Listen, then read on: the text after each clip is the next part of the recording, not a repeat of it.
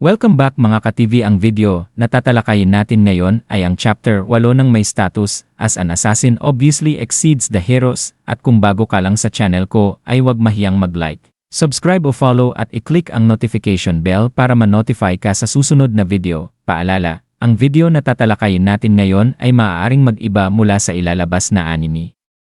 Hindi ko inaangkin ang mga drawing o anumang materyales na ipapakita. Ang layunin ko ay magpakita ng suporta at magbigay ng impormasyon tungkol dito. Ang lahat ng kredito ay nananatili sa mga orihinal na may-ari. Maraming salamat! Pagkagising ni Amelia, nakita niyang binabantayan siya ni Akira na agad nagtanong kung nasaktan ba siya. Bagamat sinabi niyang ayos lang siya, kumulo ang kanyang tiyan, kaya binigyan siya ni Akira ng pagkain. Unay parang pusa siyang ligaw na biglang sinunggaban at itinago ang pagkain bago kainin. Ngunit nang inalok siya ng isa pang burger, tinanggap na niya ito ng lantaran at nagpasalamat.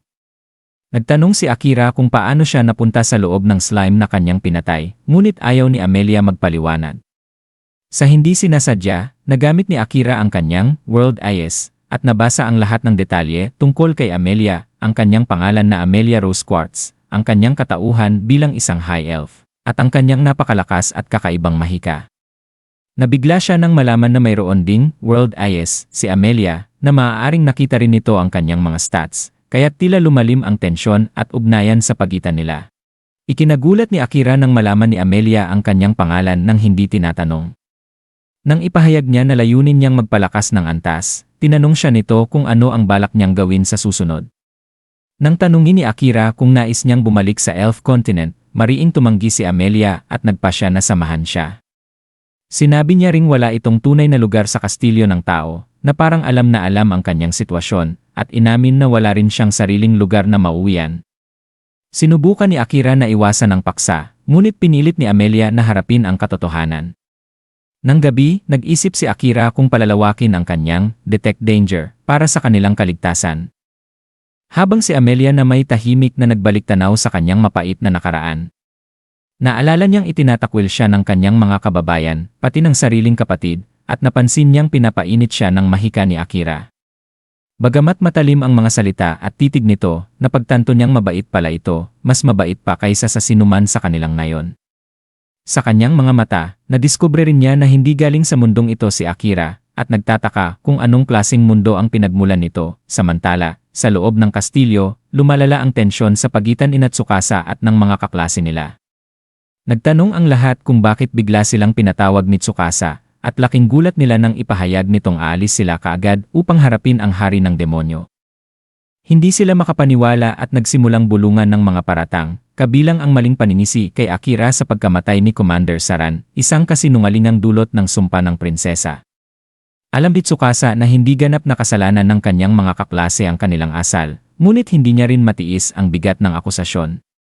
Nang akusahan siyang tumatakas lamang sa problema, hinamon niya silang manatili kung ayaw nilang sumama. Buo ang kanyang pasya na umalis kahit mag-isa. Ngunit laking gulat niya nang ilan sa kanyang mga kaklase ang nagpasya ring sumama.